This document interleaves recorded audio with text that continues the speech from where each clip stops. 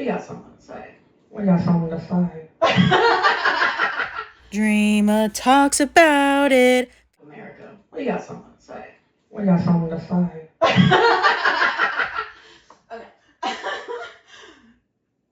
Okay. First of all, hi guys. Welcome back to my channel. I'm just kidding. But I want to introduce you guys, for those of you who don't know, to my friend and a powerful new political voice, Ashtyn Kennedy. And she's running for Congress right now, our congressional seat, and she is a world changer. So now that I've hyped you up, tell the folks who don't know you a little bit more about you and like who you are. Thank you, Dreama. Yeah, my name's Ashtyn Kennedy, Congressional House District 6 for Alabama. That's United States House Representatives. Federal. Federalists. Sorry. No, you're good. Not watching Norco.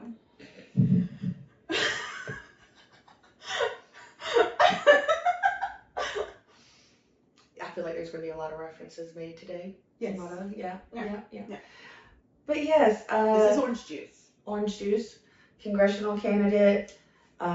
This is my amazing friend and makeup artist. All the photos you've been seeing of me that are polished and pretty and edited and with pretty makeup on, Miss Dreama Holman here. She's a baddie. And yeah, I am running for Congress because I started out by saying I have only my debt to lose. But I mean, if I don't do this and if I don't win, so many of us are going to lose so much. Yeah. It's bad. I mean, I feel like at this point, it's not just like you only have your debt to lose. Like, I feel like what you're saying is like our entire well-being. It's bigger than you. That's why it's so important. And it's like, you know, when we started all this and we were saying like, this is bigger than me, this is bigger than us, we know that. But then like this past month when I was I'm trying to get my Alabama cannabis card for my medical cannabis. And then they're like, you've got to pay once a month for a pregnancy test. Yes, girl.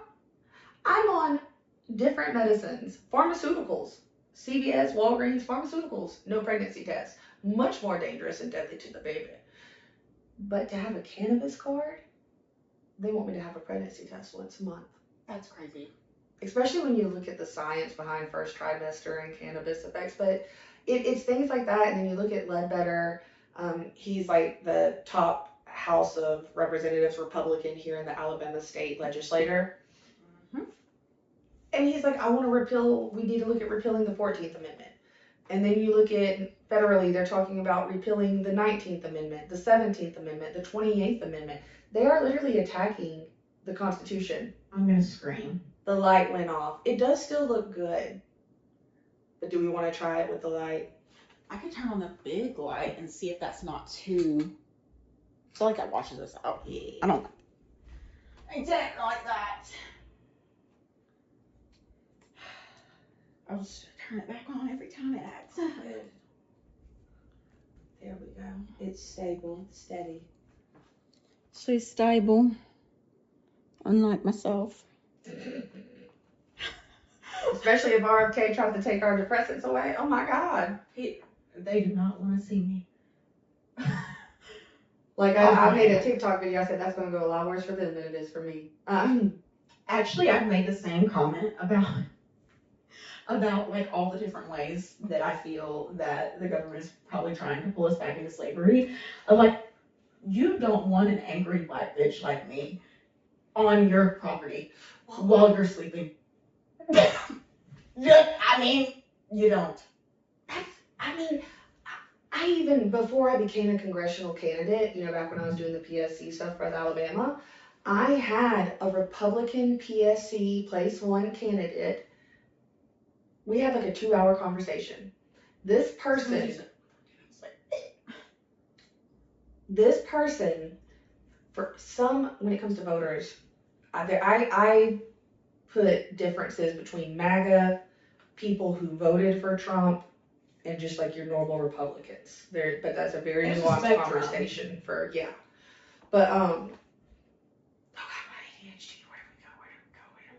you spoke to a Republican Yes, thank TSC you. candidate. Yes. Yep. So she was telling me that she had told Southern Company, and because she knows some of them and knows others, that they're going to be messing with our grid and having people's power go off in the summer, and there's going to be people whose kids are medically dependent on that electricity, and or they can't afford to keep it on all the time, and it's for a guaranteed profit. And this person said that they told the CEO that, like, eventually Americans are going to do what they have to do to protect their children. Mm-hmm. They're not going to let your profit continue to take their kids' lives. And I was like, that ain't me that said that. That's the whole Republican candidate. That was not me that said that. And I videoed it all if anyone wants to try me. Period. Alabama's a one consent state. Remember that. We may clip it. We may clip it. Sabrina will look it over. It's being reviewed by our manager. I'm just kidding. Our manager. The friend group manager. At this point. But I feel that at this point, like, I couldn't agree with her more, honestly, which is shocking. Because I feel like at a certain point, it's like we cannot continue to let profit supersede like the lived human experience. People are not even just living to work. It's becoming like indentured servitude with extra steps. And Amazon and DoorDash and express shipping. And then you listen to what Jeff Bezos says. And he's saying that we need to prioritize AI water consumption over human water comfort consumption. Let me be very clear on this. I saw it. Water, our clean drinking water, isn't even the most effective cooling method for these data centers. It's the cheapest. Wow. The richest men in the world are pissed that they can't poison our water for barely pennies and make more profit off of it. You know what it's giving? It's giving the grown-up version of, like, when you used to take a bath when you were a kid and you would mix your mom's shampoo and like shaving cream and make potions and then you would get your ass beat. It's giving like, how dare you? Like, and you would be so upset. You'd be like, wow, I can't do anything in this house. I can't even destroy it. Like, I grew up poor. If I was pouring out my mom's oil of Olay, like, she might not have that for a month. They're literally throwing temper tantrums that they can't destroy the world. I want to make my potions at your expense. I mean, no, because that's literally what it is. Sam Altman, I downloaded this video yesterday of him at an interview going, well, I mean, AI is going to destroy the world, but in the meanwhile, we're going to have fun with it and make profits. Like, sir, are you okay? No, there's something that is, the people who think about this, What do the kids say? How is you cool?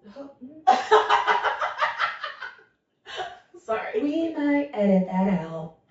We might, but he is a hoe. Theoretically speaking, maybe hoe isn't too non-congressional because there was a remix of Hoes in This House with Hamilton on top that I was like, love that. I'll clip that too. Because I'm the only woman candidate in this race, and the red pills are being weird. When we said hoe, we meant like backhoe because it is a tool and he is also a tool. A hoe is a human of endearment. HOE. Human of emptiness. That's what these are. No, because there's something that's what I was saying. There's something, these people are sick. Peter Thiel is sick. When that man said, he paused on, well, do you think humanity should survive or this? And the fact that they're not, I mean, they're sick. They're not normal. Elon is not a normal human being. Not by any measure. There's something fundamentally wrong because every time, it doesn't matter if I'm talking to a Republican or a Democrat or an independent or the person that just, I don't want to listen to politics. Mm-hmm. Every one of them, whenever I like give them a hypothetical of, if you had $100 million right now, what would you do with it? I don't want to hear any, well, this or that. If you had $100 million, what would you do with it first 30 days? I have yet to meet a working class person that doesn't immediately go take care of family, take care of debts, and then here's this passion project that I've always wanted to do that will benefit humanity and everyone. And it's not going to make me the greatest profit, but it is going to make a profit. And I'm still going to have more than enough to survive on my own. And I'm completely comfortable eating my slice of cake and saying that, yum, that was good. Here's your slice. And truly, like, I think you would agree with this. One of the most frustrating parts about capitalistic greed is that the system that we've been forced to live in has stunted so much innovation. Think about like the mind that could cure all of these different diseases faster. How many diseases have been stunted or their research stalled because it wasn't going to make a big enough profit compared to the treatment? And if anything, cut profit. Make it irrelevant even. Because I feel like, sorry to go off on a tangent, we won't have to put this in this part of the interview, but we were talking, me and a friend, like 2 days ago, about like alien extraterrestrials. I'm not gonna say aliens at this point because that's so politicized, that word now. But people are like, what are the odds that they're just us in the future? I don't even think it's that. I think all of these planets that we look at and we say, oh, are they inhabitable? They look like they would be inhabitable, but they just lack this XYZ thing. We're looking at images that are traveling at light speed, which means they're billions of years in the past, which means whatever evolution that they would have had to go through, they would have went through billions of years before us, which means that there are many, many of those planets that have already been livable and that they've already done all the things. So when you think about it that way, it's kind of like they have to hate us. We have to be like, people are like, we're the prison planet. Babe, I wouldn't even send someone here for prison.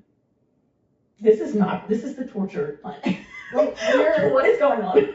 Actively destroying our planet for just a few families' profits.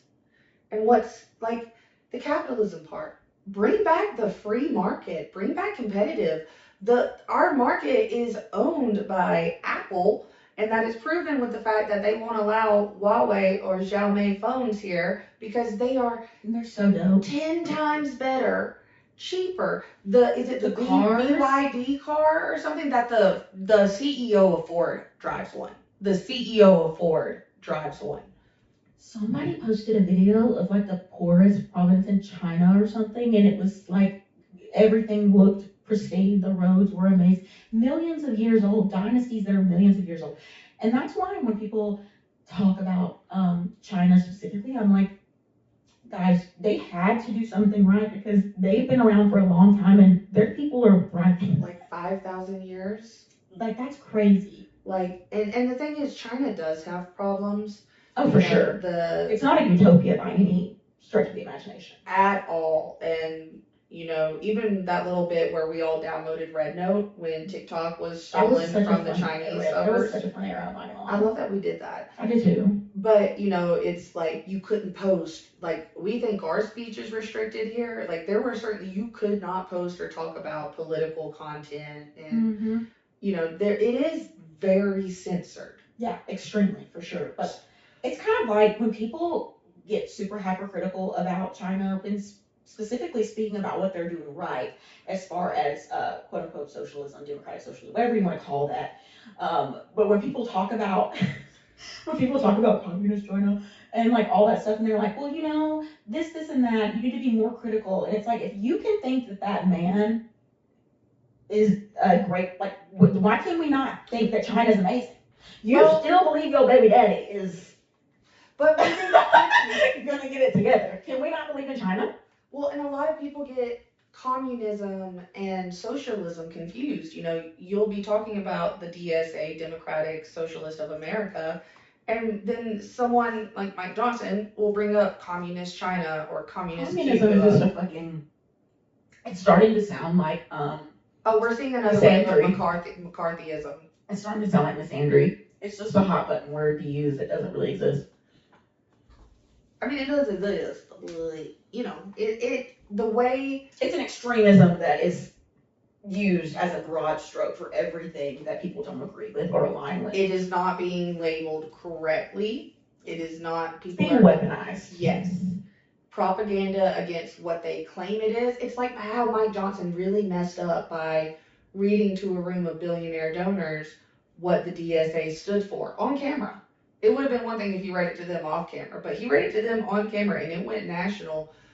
And he forgot one of the main rules of the McCarthyism red wave scare is that you lie. It's propaganda. You don't actually let the true blue values out of the bag because everyone agrees with them when you put it plainly, like how he did. Yeah. You know, getting rid of a two-state party or two-party system, you know, because as we see here in Alabama, just having Republican and Democrat on the ticket don't always work. And then you have people that vote in the Republican primary strictly because they don't have a sheriff that's running as a Democrat and they want to vote in their sheriff elections. Why are our sheriff elections so party dependent?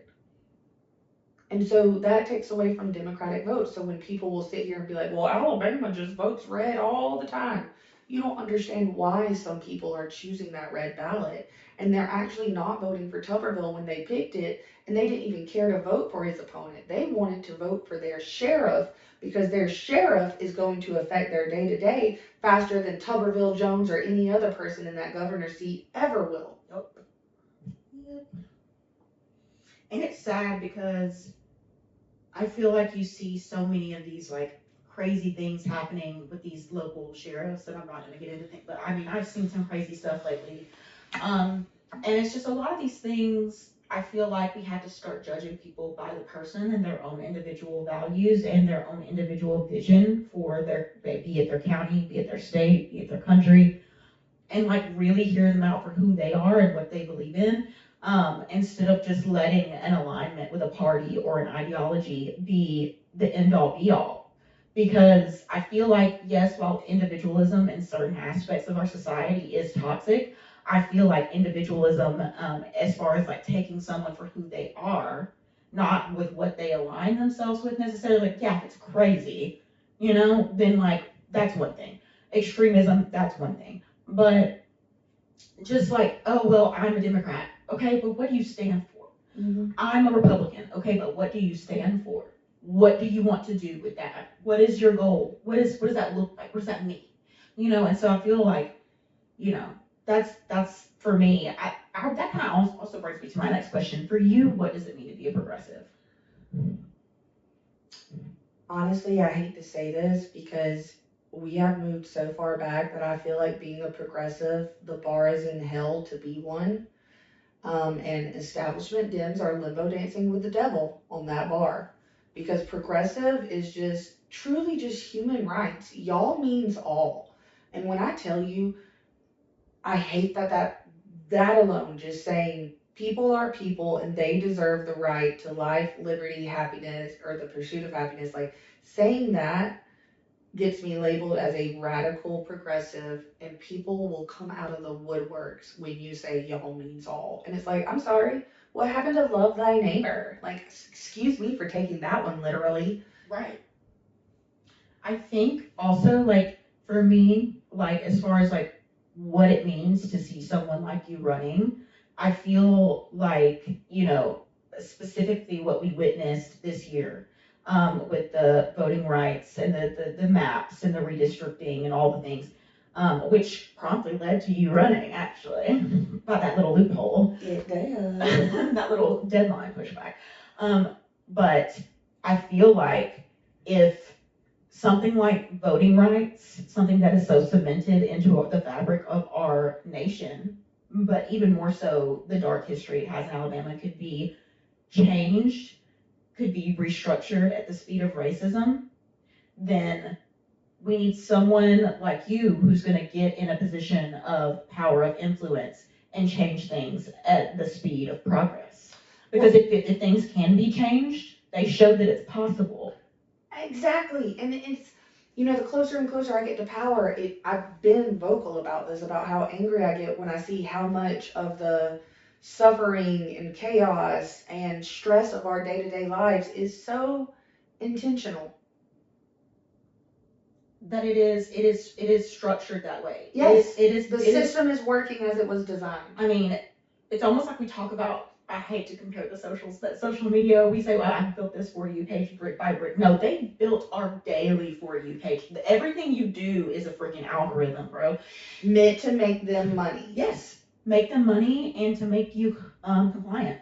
It's like private equity bought out our actual lives. We're human capital. And we haven't figured that part out yet. We are human capital. And those of us who can't make them enough money are worthless to them. Yeah, they are looking how to extract a profit from us from the every day that we wake up, even when we're sleeping. Like that Black Mirror episode with the memories. Yeah, that was some loser tech bros wet dream. And that's what they are. These people, these tech pros, that when they're talking about their surveillance, or they're talking about how cool their bottom line is, or how cool their product is, blah, blah, blah, blah, blah, they are losers. Because then when they talk about themselves, they never actually talk about their character or anything good they've done. And they don't have people around them that love them for them, as you've noticed. These are fundamentally some of the worst people on earth that had just enough money to make more money and be put through school, because some of the most intelligent coders I've ever met, some of the most intelligent tech people I've ever met were poor and self-taught and just did not have the money to go up and fight against them or to do something with it. And you know, I was speaking with our mutual Robert Hunter the other day about how so much of our reality is a perceptive experience, and how society as a whole can only make you believe so much, and as far as your own personal knowledge of who you are goes. Mm-hmm. Like, and I feel that that's the big thing, is making sure no one feels like they really know themselves, or make people feel like they're never gonna fully know themselves, when it's really like the foundation of who you are is pretty cemented by a certain age. And like, yeah, you can grow and you can change and you can gather different things, but I feel like for the most part, I feel like tech feudalism is, yeah, I feel like things are heading in a way that it feels almost like claustrophobic. Well, and the South has seen it before. Like, Amazon is basically trying to bring back the corporate coal mine town. Yes, and I felt that for so long. That's another thing that I feel like I really respect about you, is like, you do listen to Black women, and I feel like that's huge, because I cannot tell you the amount of times that my aunt, my grandma, we've sat and talked like a decade before something happens about, yeah, that's what's about to happen, girl, and like everybody's like, oh, God, you guys are so dramatic, and then, well, and it's so frustrating, and I don't know if it's just like a trauma, like a genetic trauma response that causes a pattern recognition of like past things that our ancestors have been through, or what? When you get into like cell memory and gene memory, and yeah. And even us white women do have it too. I mean, so many of my fellow white women will call ourselves Cassandras. Mm-hmm. I've been a Cassandra. Black women have a different experience, and they're never given the title of a Cassandra from their fellow women. It was just, oh, well, how are we supposed to know? Yeah. And, I was talking about this at Mount Sinai this past week. It's like, for some reason, well, I say for some reason, it's white nationalism and the manipulation of the church, but a lot of white people immediately take everything, like when you say, us as proud Black women, white women, some will hear they're talking down on me because I'm white. And it's like, that is your own ego that just came out. If you hear someone else describe themselves at all, this is specifically in this race situation, but it can be applied to every other topic, where if you hear someone talking about themselves and your first reaction is trigger defensiveness, or you're putting me down because you're lifting yourself up. And it's like, as a woman who truly loves other women, I feel like, if anything, I want us all to feel that way, because we should, because we deserve it. And I've always been like, okay, if there's something about me that you think, like, I think I'm better or this or that, or I'll show you how to do it. You can do it too. Like that. You're just as special, just as capable, just as wonderful, gifted, all these things. And just because I love myself, which it took a long time to get there, I think that the dichotomy of that, specifically having lived a plethora of experiences, because I was like a late bloomer. I wore Coke bottle glasses until I was like 19. I didn't have boobs until I was like 19. I went through a weird phase with my hair as a biracial woman. I was 270 pounds in my early 20s, and I also, and at like 5'3". I didn't grow the last inch until I was 23. That's crazy. Yeah. So like I was short, and I went through a weird phase there where after having lost the weight, because I was in a career where I didn't really like see the public often. I worked night shift for a long time in law enforcement, and so I was around a bunch of guys, not a very positive feminine environment. Had a lot of toxic, not very girls traits because of the environment that I was in. A very white man world that I was living in career-wise. And losing the weight that I lost, which I don't feel was necessary. In retrospect, it was a mental thing. But having lost the weight that I lost, and then also like having like a complete overhaul of the way that I looked, because my lifestyle changed, because I left that environment that was killing me. So it had more to do with that. Seeing people treat me differently when I was still just this anime kid that was like nerdy and liked to read and was, graduated with it. Like I've always been a cutesy little nerdy girl, but society didn't see me that way. And I still felt that way. But I think what was really hard, and I still had a hard time about, is accepting that society sees me now and people think, oh, well, she must be a bitch, or she must think she's all that, or she's blah, blah, blah.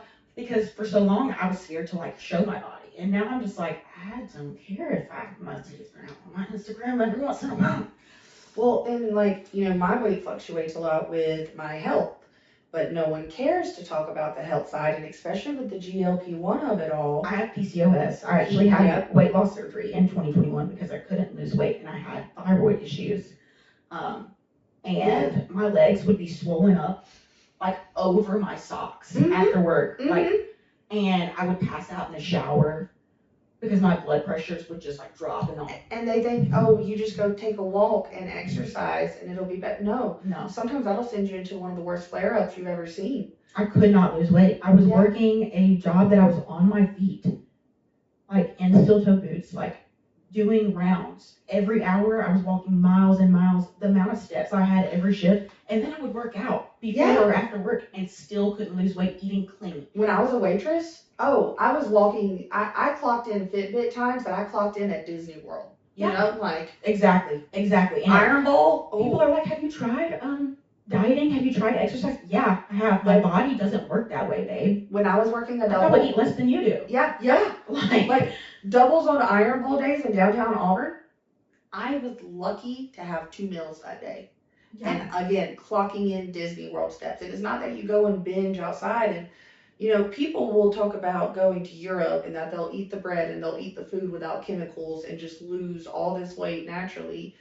And yet they'll come over here and look at a fat woman with PCOS, which is now PMOS, and other metabolic issues, and never once think, well, maybe the chemicals interact with their body a bit differently, or how, they'll protect the really skinny woman who gets told to eat a hamburger. They'll act like that's the biggest offense you could give her. And, she just has a super fast metabolism. It's not her fault. So if you understand